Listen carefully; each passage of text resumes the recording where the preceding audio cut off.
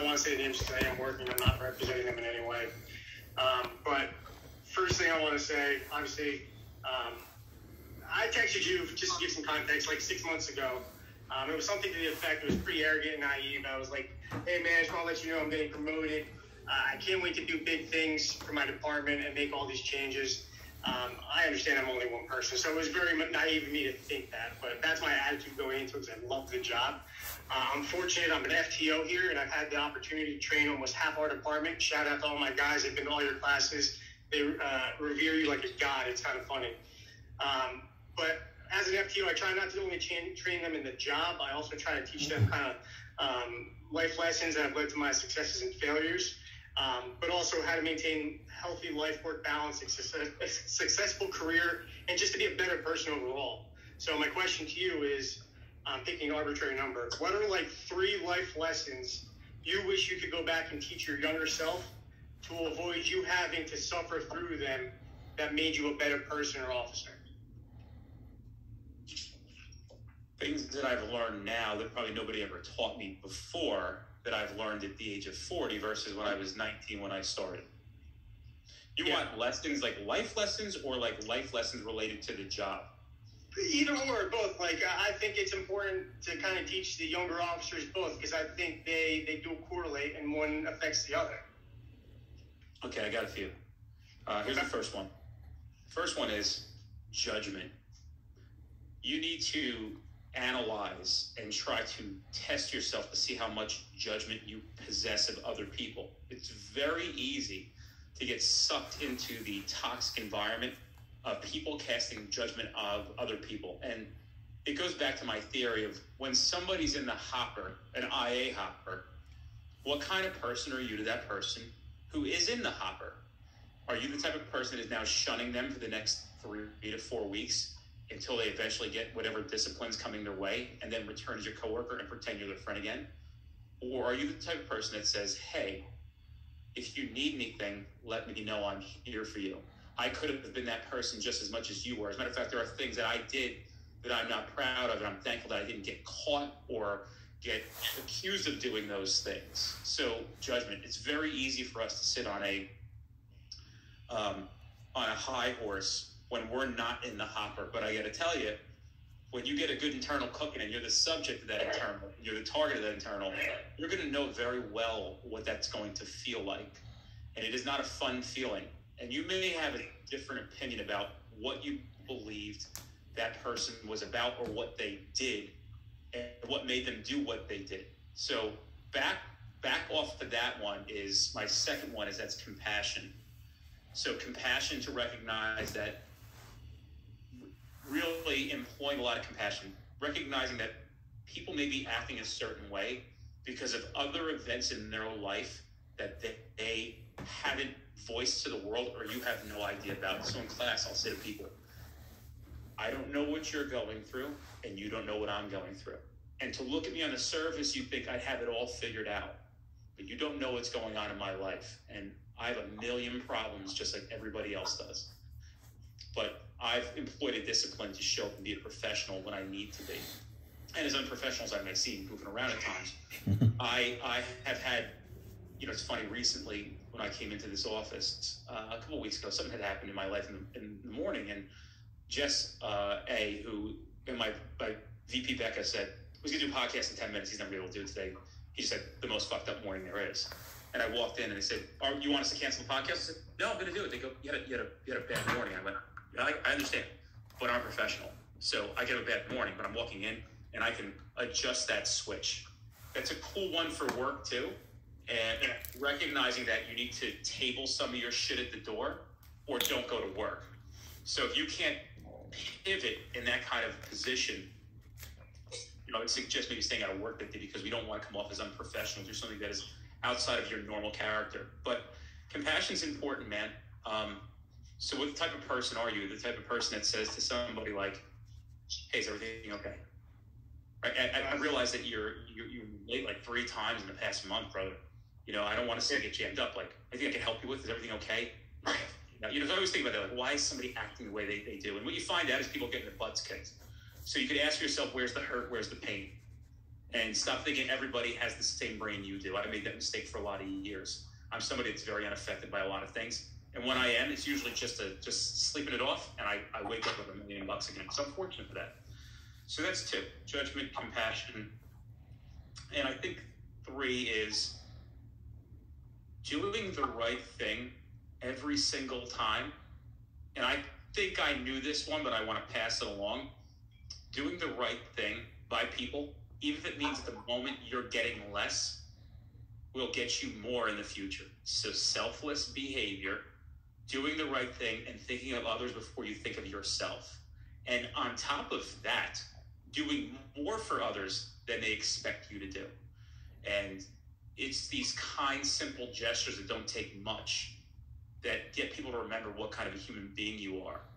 And I think not only in police work is this going to go far, but I think in life that goes far. Those are my 3, Chris. But I don't know if that was a good answer. Those are awesome, man. I appreciate it. I couldn't agree more. And just so everybody knows, Chris, we did a video years ago, promo video, and Chris came in and... I was hoping we could forget about that, but yeah, okay, go ahead, bring it up. No. Like, dude, I think that, like, these are the things in, like, the time capsule. I'll go back, like, 10 years from now and be like, here's the first video we did for, like, a promotional.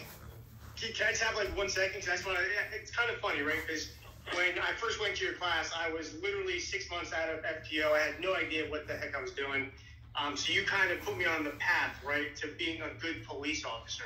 In the last year, going through the promotional process and now being a supervisor, I'm kind of having to change hats. I still love being a cop and being out there and hitting it on the road with my guys.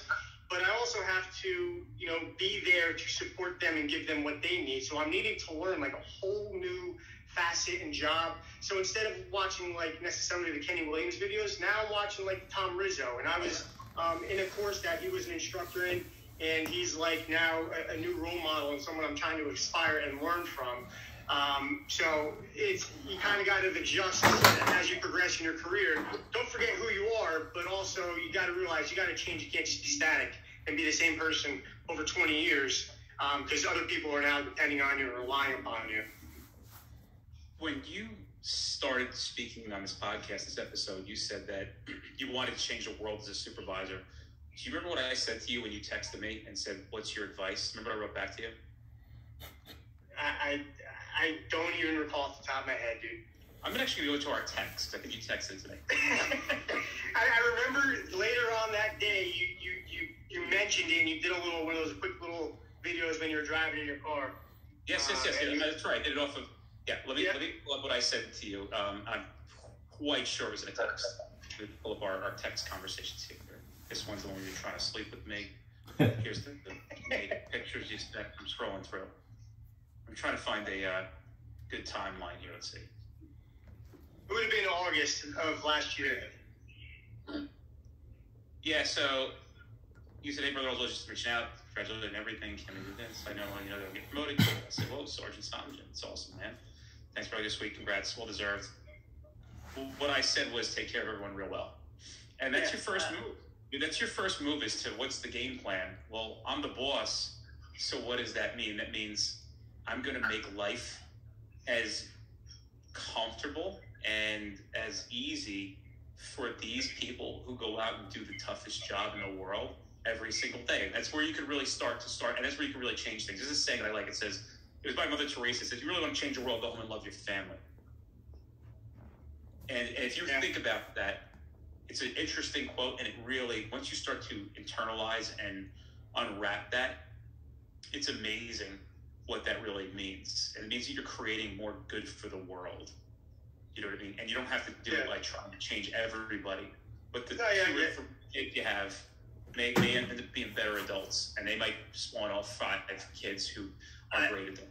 I always try to remember that, I'm very careful when I speak and when I say, they don't work for me, I work for them.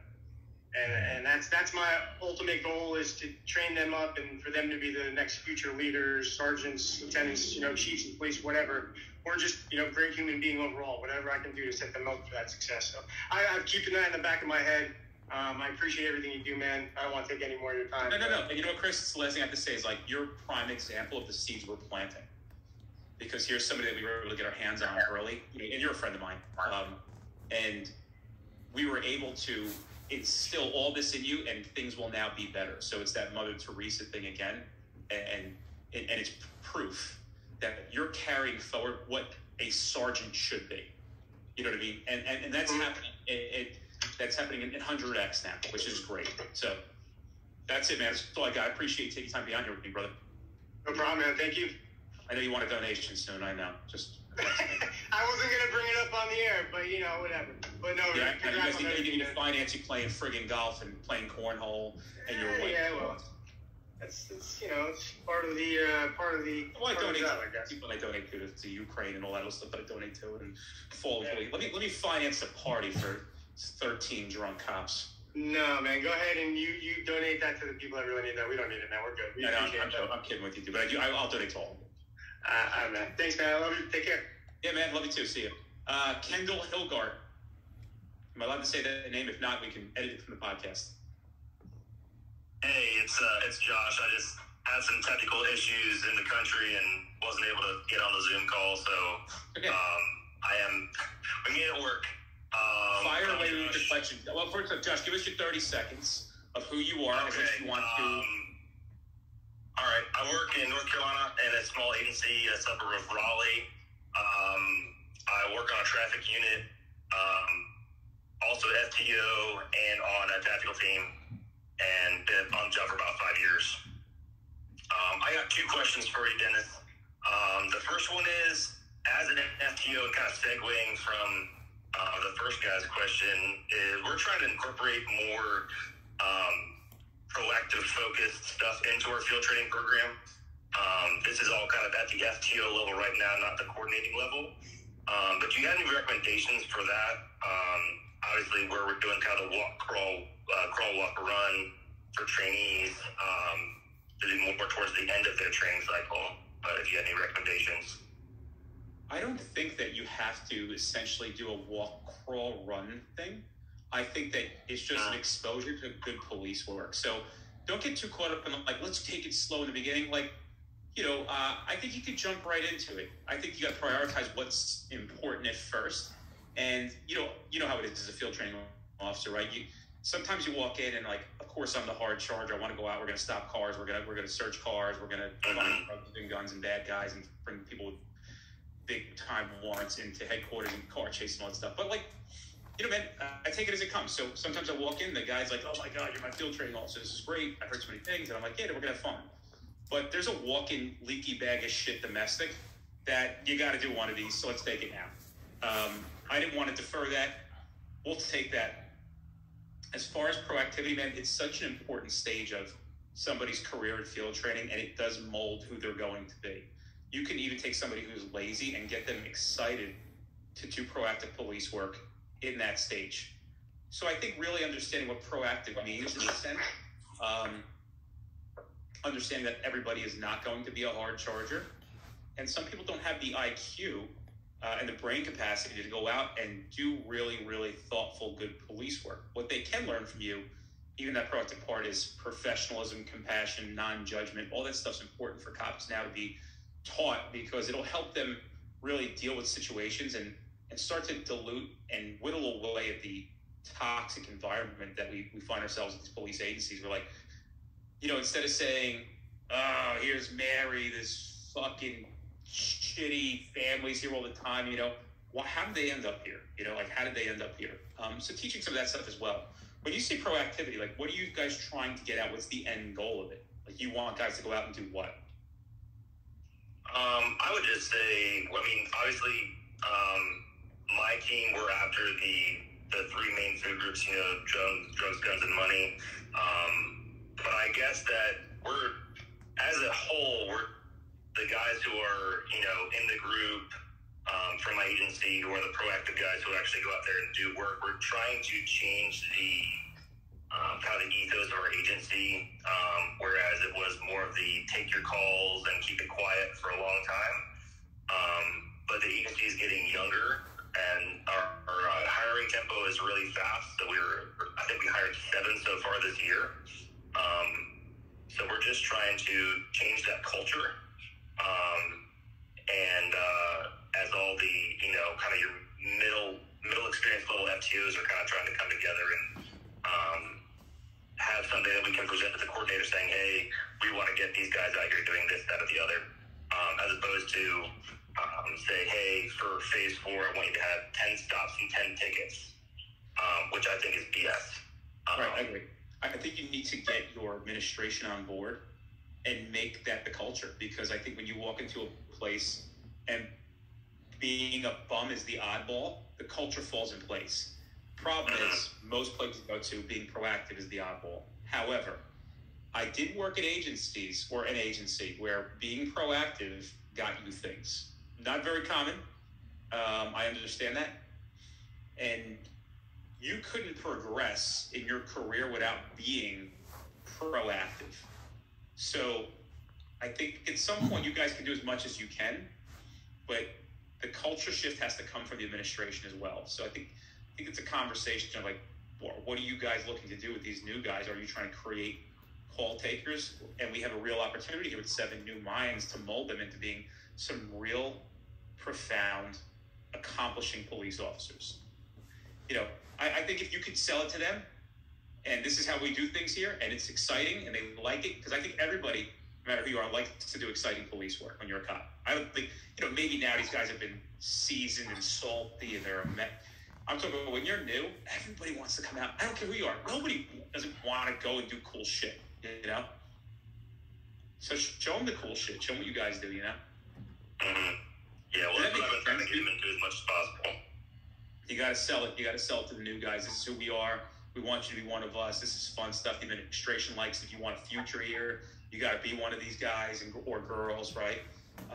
Things like that, man. I think it can go as far as it can with you guys, and then it's going to have to kind of spill over into the administration's lap to try to influence and encourage that. And you're going to have to sell them on that, Sure. I had one more question if I have time. Yeah, sure. And it actually came from one of my rookies that I have right now. I asked him if he had any questions for you, because I talked about you in the program and all that. So his question was kind of getting clarification, and I'm not sure if this is going to be state-based or not, but again, we are in North Carolina. Obviously, you establish probable cause for a vehicle. How does that translate into establishing probable cause to search occupants? He was wondering that. So there's a case called United States v. D. Ree, and I'll have to unpack this a little bit. So D. Ree comes out of the 40s, and it's a gas rack. I think it's the 40s or the early 50s. It comes out of a gas rationing case. And what essentially one of the main factors they talked about the U.S. Supreme Court in 53, whatever it was, 54. I'm trying to rack my brain a little bit to figure out the year. It's irrelevant. It's United States v. D. Ree, D-I-R-E. And what the United States said was, just because you have PC to search a car doesn't mean you have PC to search people.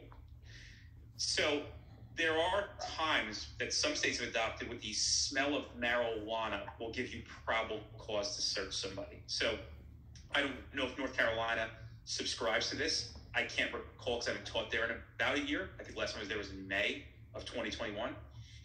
And I teach a lot of different programs. But there are other ways to go about searching somebody when you want to search them. And the first one is consent.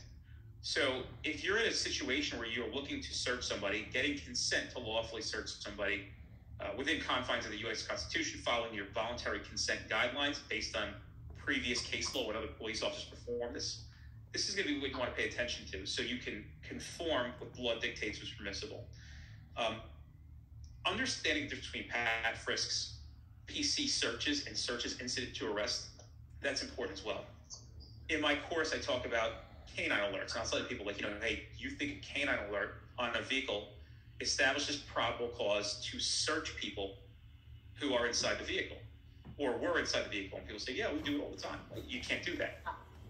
Not as a PC search, and almost never as a PC search. There have been very few exceptions in some of the state's case law that I've read. But what it may establish is probable cause to arrest somebody and search them incident to arrest. But again, you have to take the training for me to really dissect and explain how that applies and how that works. But knowing that what your limitation is, and it's not ways around it. It's about conforming to what we're allowed to do.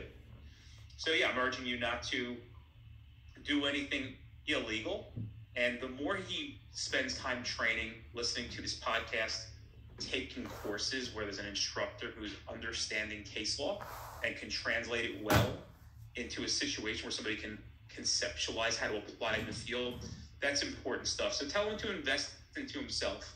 But no, PC to search a car does not transform into PC to search occupants, not as a bright line rule. There are going to be exceptions, but in order to know what all of those are, you have to read case law. Right. Make sense? It does make sense. Thank you. Satisfy the I want to make sure you're feeling good about that one. Yes, absolutely. And that's the gist of what I had told him as well. And we're actually, as an agency, I'm trying to push, and I've already presented to my administration to have Jeff Smith come and host Street Academy, and hopefully we'll start a pattern of hosting classes if we get all our ducks in a row. So, yeah, man, check out go to the website, streetcoptop.com, and then click the link that says host training, and we'll go from there. Right. Hey, brother, it's a pleasure meeting you, man. Thank you so much for the continued support, and I appreciate you so much, bro. Be safe out there, and just want to give you this piece of advice. Treat every motor vehicle stop and every moment of this job as if it'll take your life. You'll probably survive. It doesn't mean you have to be a Nazi. It just means you have to be aware and don't let your guard down while you're working, and unfortunately, that's part of the deal. Yes, sir. Thank you very much. All right, brother. Pleasure. I think Ben was first one to the podcast, so Ben, you're up next. Oh, hey man. My name's Ben. I'm a deputy with a small sheriff's department in Illinois. First of all, I love your shit. I met you. I met you last week in St. Louis. That was awesome. I know who you are now. I recognize your face. I'm sorry. Have you? No, it's all good. You get the hat on. Damn Skippy. Nice. What'd you think of class? I loved it. I loved it. I'd been up for like 30 hours by the time we left, and I was still wide awake. It's awesome. Only time in my career I can say that that's ever happened. Oh, it's awesome. Thank you. Yeah, it was fantastic, man. My question for you, it is not related to my department by any means, but what's some advice for like a younger officer who feels like they're kind of trapped by a state's attorney's policy by like, oh, well, if you don't do the trooper two-step, we're not accepting the charges. Oh, you used consent search and you didn't do that. Yeah, we're not accepting that. Things along those lines. I think proof is in the pudding. So I think the first step is to really get your ducks in a row of explaining what it means to get lawful voluntary consent and how that's not a factor that the courts will consider when you can fix or conform to the Fourth Amendment on so many other levels, namely communication and based on like not only collecting precedent in case law, but also every person you know in other counties of like, they don't do it here. They don't do it here. They don't do it here. They don't do it here. Why are we doing it here? And the answer is because somebody did it once, they liked it, and now people are used to it. Doesn't mean it's right. The second thing before you even approach the district attorney's office, you've got to get your administration on board, because the only people who can really have significant impact if you're going to fall flat on your face is your chief of police, your heads of these agencies, to go to them and say, we've done our research. Actually, these kind of techniques are frowned upon by a lot of states, and sell your case to them. But they've got to be willing to listen. The trooper two-step is like literally, it's not the worst thing in the world. It's just an unnecessary gesture. And dictated by Ohio v. Robinette, 1996. You do not have to tell somebody they're free to leave in order to lawful consent. Matter of fact, every consent is based on one overall macro factor, and it's how you're communicating to somebody with the rules of consent, how you're communicating that where they understand it, comprehend it, and giving a knowing and voluntary consent procedure. And I'll toss in intelligent as well, right? So an intelligent response, which means, can you get consent from a guy who is a 2-3 on a traffic stop? He's DWI and he's fucking vomiting next to your police car. And the answer is no. But you might get a guy who's a professional alcoholic who's a 2-3, or maybe somebody who's an illicit narcotic user who may do a couple bags of heroin a day to stay normal. They may fail field sobriety, or drug emission test for tests, Right. But they're cognitive. So that's intelligent is an important factor to consider when you're obtaining a lawful consent procedure. That's it. Do people ask that question all the time? I know it's frustrating. Yeah. But you're going to have to get your ducks in a row first and get ready to go and explain things. And hopefully they have at least thoughtfulness and an open mind to hear.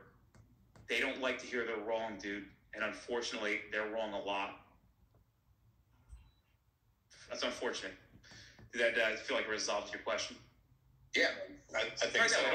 I think it's a tough situation that a lot of people find themselves in, and it sucks that it is that way sometimes. It is a profession that makes no sense, and it's frustrating when you have a brain and common sense. True. It's a frustrating profession, dude. Like you come. I was talking about this today. You come into this profession, and you would think it would be based on merit, hard work, and all this, and that has no relevance. Sometimes it does, but rarely. And you don't even know how to play the game. What are the rules of this game? If I want to get ahead and want to get things, how do you play this game? There's no rules. They're made up day by day. So there's no actual guidelines on how to play this game to advance yourself in your career. And all you got to do is try to figure it out. You know, I mean, it's frustrating for people who are winners. You know, to be a winner in a game where being a winner doesn't matter is a frustrating thing. Yeah. But don't let it stray people's focus. Like once you can release a lot of that BS of you trying to play this game and the game you start playing is now, who am I as this police officer and what am I doing for the world today? That's a better game to play, dude, because you can play for your awards in your brain, not the one that's a banquet dinner and you're like, why is this motherfucker getting a life-saving award for giving CPR to a 93-year-old woman? Like, what are we doing here? You know what I mean? Like, I was asked years ago to join an organization, and because I got a gun on a tractor, and this guy who I worked with, God rest his soul, was on the E-board there, so the executive board. He wanted to become the president of the organization, so he wanted to get support from people that knew him. And I'm going to get you into this club. You know, I said, for what? He goes, for finding a gun. I go, I found a gun. He goes, it's like life-saving. You know, you can save lives in the future. I go, I will join your club when I jump into a river and pull kids from a school bus. What can the organization stand for if you're giving these things away like they're candy? You know, so, you know, there's a lot of not rhyme or reason, and you got to release yourself from that stress and just say, you know, I'm doing what I can do. I'm trying to do the best way I can, diplomatically, communicating well. You know, so, Ben, I appreciate you, man. Thank you for coming on here and doing this with me today. Thank you, man. Of course, brother. We'll do, Isaac, you're going to be last. I'm sorry, dude. No, it's perfect. Justin. Justin on the Zoom is just pondering out the window. How you doing? Thank you for having me on tonight. Thank you for being here, bro. Appreciate you wearing the sweatshirt. Thank you so much, dude. My question was more for the nighttime interdiction.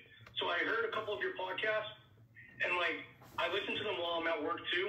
But the problem I'm running into is I just don't see how Brad, Rob, and Kenny are seeing down the road at these cars. I know someone brought up binoculars, but I can't imagine binoculars are really useful at night. And also, it's not a well-lit area. Other than those people passing me at that 3-second point where they see the lights and I see them with my takedowns on, what else can I do to observe their behavior? I'm going to defer. A lot of times... I'm going to defer this question because I know there are better answers than the ones that I have. And those better questions are for Kenny Williams, Brad Gilmore, Rob Ferrero. Frankie, who's our new podcast producer, is sitting here listening to it. He's going to write a note. And Justin, we'll have you back on, and we'll have Kenny, Rob, and Brad answer those questions. Maybe we'll do a panel episode, and we'll have you come on and make it a top priority. As a matter of fact, maybe we'll work around your schedule to make sure you can be on that so you can pose that question again. Or we'll save that question. I have an answer for it, but they have better answers for it. And I don't want to give an opinion when I know there's a better opinion out there. Yeah, that's fine. I've listened to some of your podcasts and those are godsend. I appreciate what you do for us. Thanks. They definitely, especially Rob's class in 2021, I took it down in Texas. I was down there with the National Guard on the border, and we heard about Street Cop and word of mouth, and I started listening to your podcast. And it's a world of a difference from before I went to the border and saw you guys to now My quality of traffic stops have gone up. Not the quantity, but the quality of them. I'm not pulling over people for the headlights, inspection stickers, all the silly things that everyone thinks is God's work. And, it's just one of those things where I'm just trying to get better at the whole, because I see what I think is behavior, but then I'm kind of like, I don't want to say second guessing myself. I'm like, that could just be someone taking a drink and just wiping their face or something. So I think I did have one more question. I'm going to jump in real quick and say you will get better at this with the more training you take. And this is not a plug for me to promote my company, but people have the option to take on-demand training right now for almost every course that we offer. So continue to train. And by the way, in all humility, there are other training companies out there that do a fantastic job as well. And I would love to have some of those guys on my team, but I don't have them on my team because they have their own companies. They do their own thing, and it's their thing. And I'm just thankful that they're friends of mine. Wonderful, wonderful human beings take their classes as well. You'll hear those guys on future podcast episodes as we're guys like Mike Connor and Bauer Brown. And I'm not purposely leaving anybody out. There's a lot of talent out there, so take more training. Your answers sometimes lie even in a nugget or two out of a course. You might take a 6-7 hour course and go, I kind of knew most of this, but I took a few nuggets out and just piece all that shit together, dude, nonstop. I mean, I'm in so many books and so many podcasts myself personally for my professional level of being an entrepreneur and CEO and all that stuff. And I'm just now this mashup, this blended version of all these people. We're able to navigate and understand things a lot more because of so many different perspectives on it. Go with your second question, Justin. So when you're reviewing case law, what part are you, because I remember listening to you and Zach Miller talking, and he said there was a case that was like 100 pages long. What section do we need as officers to really say, hey, this is what the judge said, and these are the good things? Because, like, in Massachusetts, we have some of our own books, and the author does a really good job of breaking it down. But sometimes it's not broken down to the point where, the judge really wanted this, not personal opinion. So what section should we look for when reviewing case law? Well, the one thing I want to tell you is this, is that I know people who read case law but don't understand case law. And in fact, profess to me that they read case law.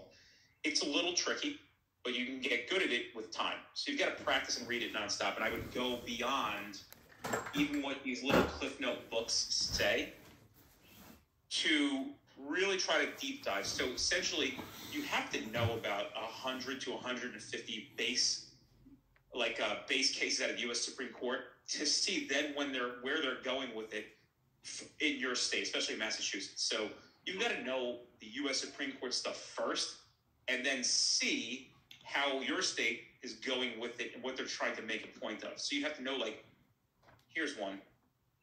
I had a guy and I'm not picking on him if he's listening to the thing. I went to a class in the Midwest, and he said, in this state, we don't follow U.S. v. Ross 1982. They've denounced it, and you have to go for a warrant when you find a locked or closed item like a safe in a car. And I said, that's interesting. I did the research here, and it was in Iowa. I said, and I didn't see anything like that. So what case are you referring to? And he said, this is the case. I go, okay, on the next break, I'm going to send it over to Zach. I'm going to read it. And we'll give you our interpretation of it, because we're not entitled to an opinion. It's only an interpretation. There's no opinion about it. And so we brought it back over and got him on the phone. It's actually two topics that he wanted to discuss. And he didn't understand what they were arguing. How the case was argued wasn't under Ross. It was argued as search incident to arrest of the vehicle. As a matter of fact, he missed a line at the end that said, had this been argued under U.S. v. Ross, we would have come up with a different verdict, but it wasn't. So I said, you see, you misinterpreted it there. It was a mistake by the prosecution who didn't know what they were doing when they argued this case. If it was argued under Ross, it would have been a case. So what does that tell me? This tech searching locked and closing, items with probable cause in a traffic stop or whatever it may be in an automobile exception, is still acceptable in your state when it's applied through Ross, but not a search incident to arrest in this circumstance. And he looked at me, I go, are you telling people in your agency that they have to go for warrants? And he's like, yeah. I go, unfortunately, you're wrong. And, he put a little pushback, and Zach's like, yeah, no, you're 100% right, Dennis. That's exactly what I was going to say. And So he was reading case law, but he wasn't getting it. Sometimes it's better, Zach said in one of the podcast episodes, sometimes it's better just to come to he's got a case law class coming up there in Massachusetts. Sometimes it's better to ask Zach about it or listen to him talk about it for a day. But I don't want to dissuade you from trying to read it because it may start to click. But dude, at first you're like, oh, cool. Like, right? Sometimes I can read case law and they'll give a brief in the beginning, the first couple paragraphs. But it depends what the topic is. So it's usually the most important stuff is in the top and at the bottom. But if you don't know what the middle means, I can almost, like, when people are like, oh, did you see this thing that came out? And I'm like, yeah, no, I know. Tell me the gist of it. They're like, well, these guys, I already know where they fucked up. I've read enough. I know exactly where they went wrong. And I can almost guarantee if I read it, it's exactly what it's going to say. And I'm right almost 100% of the time. But dude, I've been reading it. What year is this? 2022. I've been reading it for 14 years. And I read 5-6 hours. And by the way, I don't even read enough of it. Zach reads like 6 hours a day for the past 17 years. And he's a lawyer, right? I read probably 6 hours of it a week, usually on Sundays, and usually when I'm writing programs for other states. Because it has shifted for me where I am now running this company more than being in this company as an instructor. A lot of people recognize that I am dialing back how much I'm actually on the road because I do a better job serving the world in this office and putting out more instructors and more information constantly than 112 guys in a training course. I know that stuff's important. And what's going to happen in the future is people are going to have to make a stride to try to get to our training programs. It's just not going to be as convenient for everybody, even if it's inconvenient now. Probably 12 to 14 to 16 classes annually in places that are closer to big cities nationally. So does that make sense? I hope that helps you understand it, dude. What I can say is... It does. Yeah. If you're getting the Cliff Notes version in those little books, go on to casetext.com or Google Scholar and read the whole thing and find out what they mean by it. So sometimes like, under Pennsylvania MIMS, they said da-da-da. And you're like, clicking MIMS, like, what did they say in MIMS? MIMS is an exit order for a driver. And then MIMS, then they're citing Maryland rule. They're like, oh, MIMS, that was the MIMS rule extended to the passengers of the vehicle. And the same principles apply. But again, you have to know that if you're reading cases out of Massachusetts that talks about what is required for an exit order, which in Massachusetts is reasonable suspicion. You're like one of the only states, if maybe the only state that requires that more than nothing to request or command an exit order from a passenger or driver of the vehicle. So yeah, we have 4 reasons to pull someone out of a car. So it's the what is it for officer safety? You know what I'm going to tell you right now? Don't even try to recite them because you're going to fuck people up. And if you're not right, you're going to confuse motherfuckers. So don't even do it.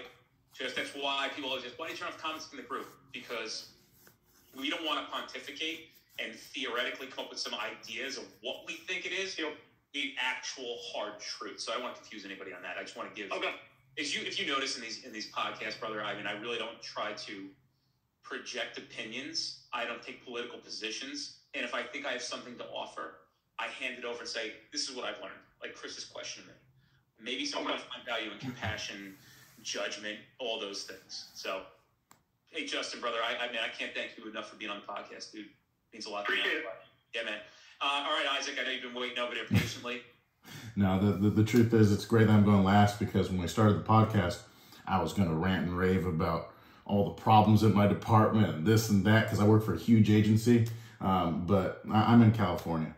That's probably, let me just tell you that. So when I approached the training department about having you come, they were like, we got a good training department. Why not? Why do we have to change that? So I just want to introduce a little bit of, I'm in SoCal, Southern California. So I do have that great conference you guys held in what was it called, down in Southern California not too long ago. I'm like, hey, look, they did it. Why not us? So The main reason I bring that up is more of an admin question for you. I've been in law enforcement about 8 years. I started 2015, so I haven't been too long, right? And so I'm on our SRT team. I'm part of our human trafficking division. You know, we have a lot. Like, I'm the only Samoan you'll ever meet that speaks Chinese. You know, I'm fluent in Mandarin Chinese, and I'm not here to laundry list everything that I've done in my career, but I've approached a point where when you do report misconduct, and going back to the IAA thing, when you do report misconduct and how they treat you as a reporter, as a rat or something like that, there's all sorts of hassling they do. How can we encourage our new guys to continue to do the right thing from your when you opinion? say encourage misconduct, I think there is, I have to dig into that a little bit and say, is it misconduct in the sense that you feel like it's criminal, or is it petty stuff and you're being a dick? Well, I can go into it. It happened years ago. It's just don't go into too much. I don't want to get you in trouble and draw a lot of attention. Understood. Yeah. You know, like I think that there has to be leeway and trust a little bit that people are going to make mistakes.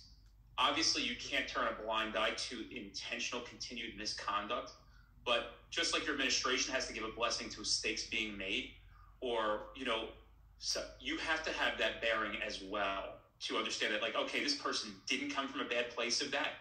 That's not, and try to reverse engineer. Why did they do that? Why did that occur? Are they misinterpreting it? Are people not understanding? And maybe a good way to go about it is like confronting that person at first and saying, like, what was that? Before running to an administrator and saying, you know what I saw, right? And dude, if that's the reputation you're getting, again, nobody is discouraging reporting things that need to be reported. The question is how often are you reporting things where you're starting to sound like a fucking baby? You know what I mean? And it's like any job. If I had somebody who worked here and constantly was telling on everybody here, I'd be fucking irritated too. Again, I'm not saying to, not report things that are concerning, but like, you know, and I don't want you to go into details, brother. I really don't. But I saw John nodding off in a car. You're going to tell your sergeant that? Like, how do you say to John, like, yo, everything all right? Maybe John's fucking kid has cancer and he didn't tell you that. Or he worked this double shift the day before to cover for the guy whose kid has cancer. And, like, his body is shutting down. Brother, there are times where I have worked 16, 18, 20 hours, and I'm seeing double. And, if I nodded off, I remember I had a job one time. I was a cop in D.C. You had to paper cases the next day, and I went from one station to another, and I got no sleep. I ended up working about 16. Dude, I was driving in the police car as a passenger. I could not stay awake. I was literally sleeping the whole time. I could not. I just couldn't believe this FTO was actually making me go to court. I was like, bro, I need to go home. He's like, you got to come to court as part of field training. I'm like, dude, I can't keep my eyes open. And like, I'm going into the courthouse. I'm sleeping on the bench. I can't stay awake. It was up for like 36, 38 hours. And I'm a bitch with sleep. So for him to report me on that without knowing why it occurred would have been a real fucked up move. So I think always going to the person first, maybe saying something like, hey man, I noticed that. Why did that occur? And if somebody says like, well, right? Like, and it was something small, minor, right? You just say like, brother, I'm not with it. You know what I mean? I'm not trying to be a ball breaker, but like, you know, I'm not with it. I want you to know that made me comfortable, whatever it may be. And again, don't go into details. If things are really that concerning, especially in a state like California, where I think it's probably the most transparent and cops are constantly scrutinized, you got to figure out what that is. Because, dude, I'm going to tell you, nobody likes somebody who's constantly tattletaling. Again, let me paint a very clear line of things that are 100% need to be reported, right? There are things that need to be reported, right?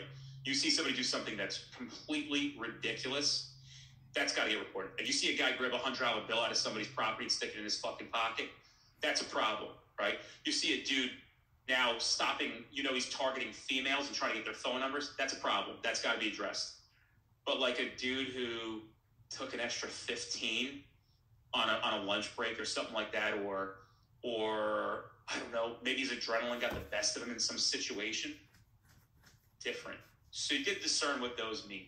You know what I mean? And again, I've got to walk a fine line of trying to give you good advice without giving fuel to the scrutiny of society.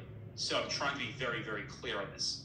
If somebody in this office that works for me, of my 22 employees or 35 instructors, was constantly reporting everything that they saw. You know, I tell my kids, they're like, oh, this one did this. And I'm like, don't be a fucking rat, right? Like, he cursed at me. I'm like, so what? Curse him back. Like, don't run and tell your dad. Because I can tell you what, my wife would say, well, you know, you don't think it's a good thing? I go, what are they going to do when somebody picks on him in school? I always tell my kids, punch him in the face. Just go punch him in the fucking face. What are you telling me for? Because you can't run and come get me when you're 19 and you're and somebody's picking on you. You got to do something for yourself. You know what I mean? So I want you to proceed very vaguely because I don't want there to be any kind of attention drawn. So go into some of the things. I want to resolve this question for you for sure. No question about it. Yeah, I mean, you hit it on the head with some of the first echelon of the more egregious situation and reporting. And so I reported one of those scenarios that you brought up. You actually, I was like, oh, okay, cool.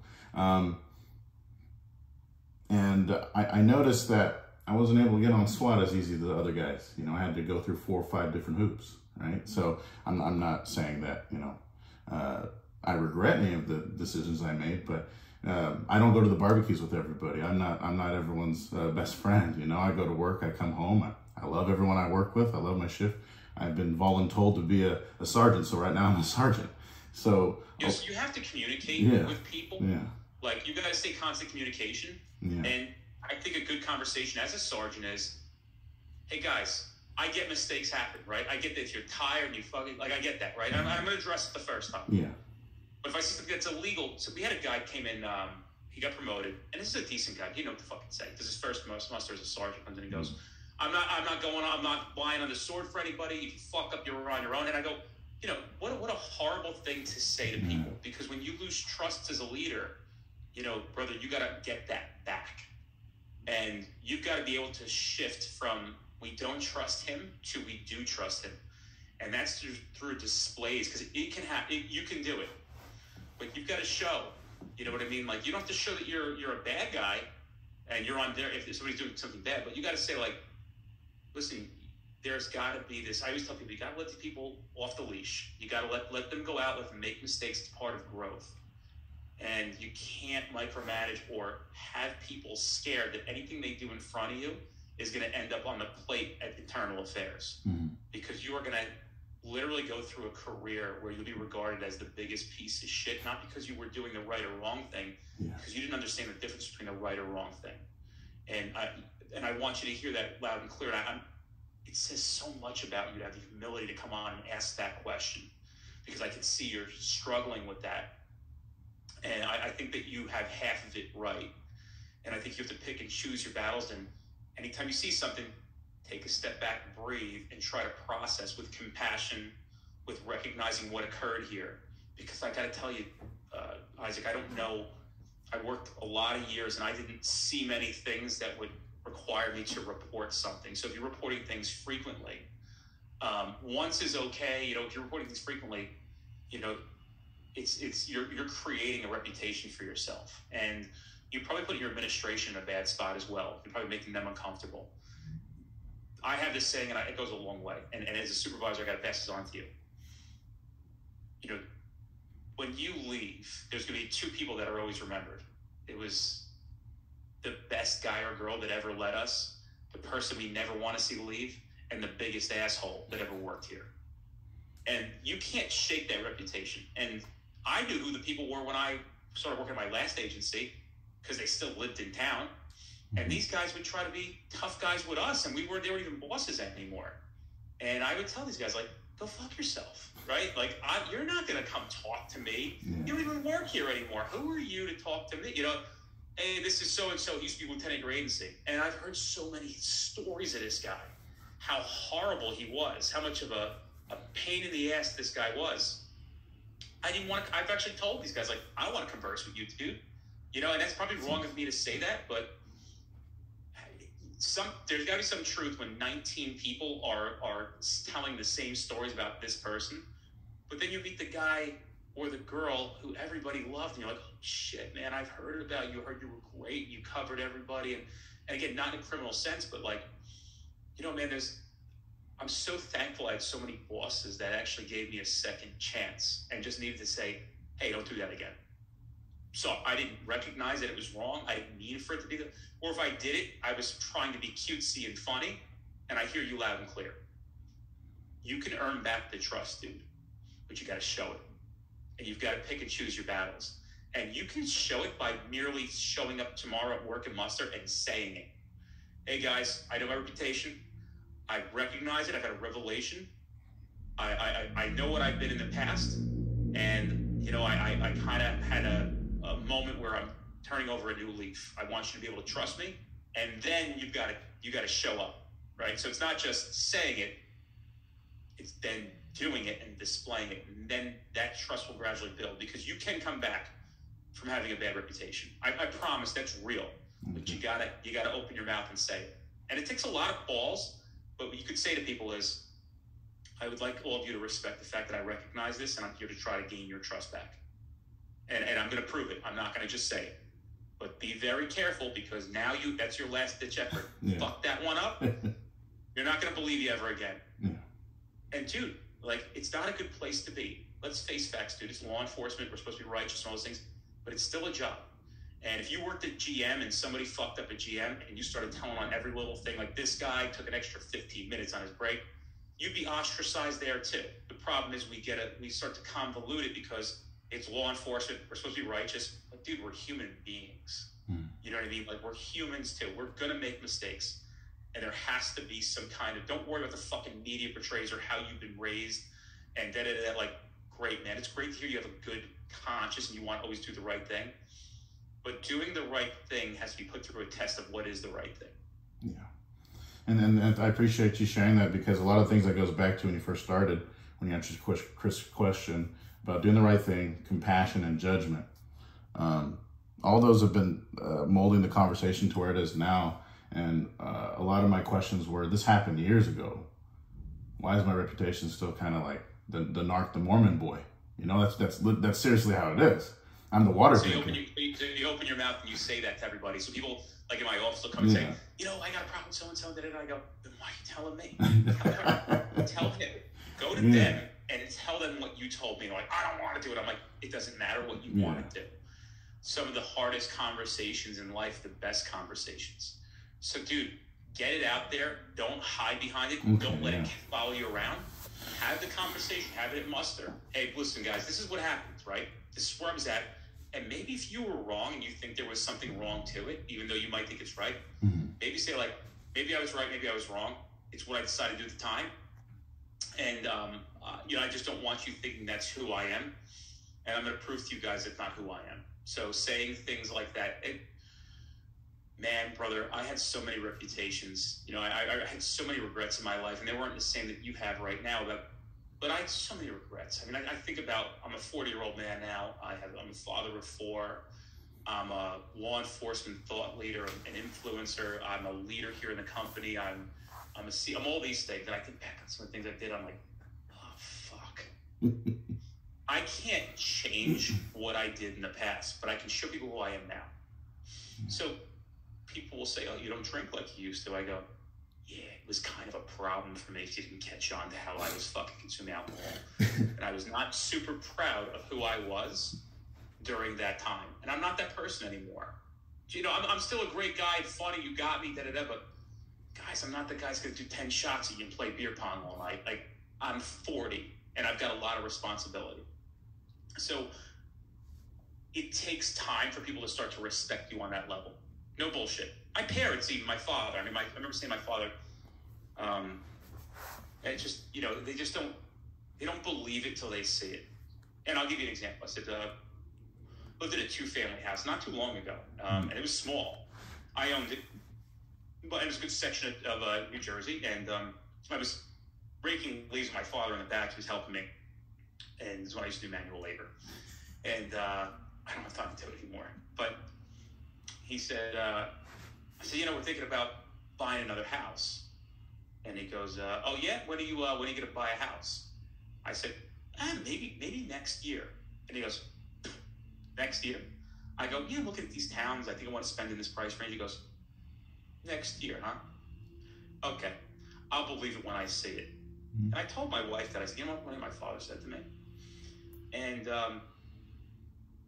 you know, man, I then proved it. And the following year, I bought a house that nobody in my family's ever owned. Nobody's ever owned a house that looked like this. And it was actually a little bit more than I could. I like to level up. So I was kind of pushing the limits of where I was. And I purchased this house that I'll never forget, like, they couldn't believe it. And now that kind of solidified how my father began to perceive me as not this drunk cop who's partying and fucking this and that and all these other crazy things. He started to respect what I was capable of doing, what I'd say I'd do. So it shifted, man. I didn't leave police work and become the renowned businessman that I am today, but now I am. It's through time, it's through showing that you've changed and you've evolved, you know? That's awesome. And thank you for sharing that with me, because it kind of gives me faith in I think it's just the culture that I was taught as a leader, as coming into a leadership assignment. I don't want to be a sergeant. I'll be 1,000% honest. When I hear about, I pushed a patrol car for 25 years, that's awesome, because that's when the retirement kicks in. I'm excited. I'm so proud of you for saying that. You know what I mean? Like, but here's the deal. You are a sergeant, so what can you do? You can support your men and women. And brother, that means, like, you know, hey, car 5, head over to this intersection for a bumper-to-bumper crash. You know, and you're a sergeant, whatever your I don't want to say your last name. Sergeant so-and-so, I got that one. Yeah. You know what I mean? Like, what do you mean? You're a super... Yeah, no. I can knock out a 15-minute accident report. I'll take... Joe, go do... I know you want to go out and stop cars today. I'll handle this for you. Mm-hmm. Brother, that is powerful stuff. Yeah. Like, when you do things like that as a sergeant, because you know what some of these fuckheads I used to work for do? They would go out and stop cars. They go, send me a car over here to take this DWI. Like, bro, I'm out here trying to do work. You're handing me fucking, we call them 4.5, because the code is 450 in New Jersey, the Title 39. You hand me a 4.5, bro? What the fuck you, like? And, like, this dude's like, yeah, just do everything. Like, you redo your SFSTs. I'm like, bro, don't find me fucking work. But those guys and girls who sat down in the ranks when they could. I get there's times as a supervisor you can't do that, but when you can do that, bro, oh, forget it. Oh my, you just do things like that. You don't gotta buy them pizza. Show up, be part of the team. If you have the time, I'll take one of those arrests. I'll take them. Show them who you are and what you do. You know what I mean?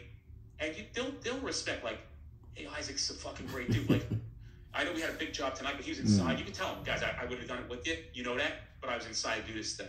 You know, so but the next one, you know I'm with you. So, you know, joining in and showing that you're still part of the team, and then doing the cleanup work. Don't show them you can just, know how to stop cars and find drugs. Show them that I'm coming back with you. We're cleaning the catch, and we're gonna put in the freezer together. Right? That's how. Take some of those jobs. Yeah, whatever. I don't know what your call sign is. You know, Bravo 1. I'll take that one. Sierra, yeah. Brother, like I'm telling you. That stuff is, you're going to start getting a reputation like you wouldn't believe. You know, show up, but also let them know. That stuff you can keep to yourself, but let them know. Like, guys, I know I have this reputation. I want you to be comfortable knowing, I'm telling you, I'm not just going to fucking hang you out to dry. All right? I'm telling you, I've recognized why it happened this way. I want you to be comfortable with it. I'll prove it to you, too. And I'm a man of my fucking word. Bro, the word is the word, bro. You know what I mean? Like, it fires me up, that's for sure. Bro, like, we do things, and people are like, I didn't actually think you were going to do that. I'm like, if I said I was going to do it, I'm fucking doing it. Yeah. I'll volunteer for shit. I'm like, motherfucker, like, I got to go do this goddamn keynote. It's like fucking 5 hours away. What? But I told you I was going to be there. It could be easily, right? The SBU could say, sorry, man, I got to cancel on you a couple days before, my bad. I'll help you find somebody. I'm busy. I didn't realize how busy I was. Nah. Hey, Dennis, I don't think that's, I don't think that's the best move for you tomorrow. We have a lot of things to do. It doesn't matter. I've committed to it. So if I commit to something, I'm showing up. You know, that's the truth. When I say things like, you'll never see me pander to these fucking news organizations, I'm not gonna. But what I'm gonna do is counter them. It's gonna be a lot of fun. So we're putting together like 25 to 50 independent freelance writers. And so we'll actually get the real information out, not the bullshit these guys and girls are making up who are agenda driven. So we'll counter that stuff. I don't do an interview with you. You're a liar. We're not.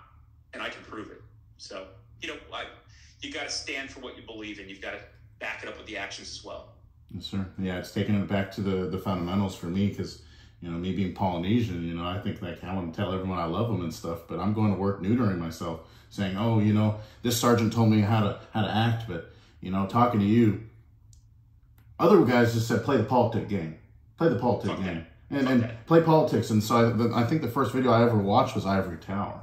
I was like, okay, it's fucking cool. I like this company. This is a great company. Let's get them out to Cali. It winds up your soul, bro. Yeah. You know, don't forget, bro, think about when you're 80 years old and you're about to take your last fucking breath. Hopefully it's 106. Ooh.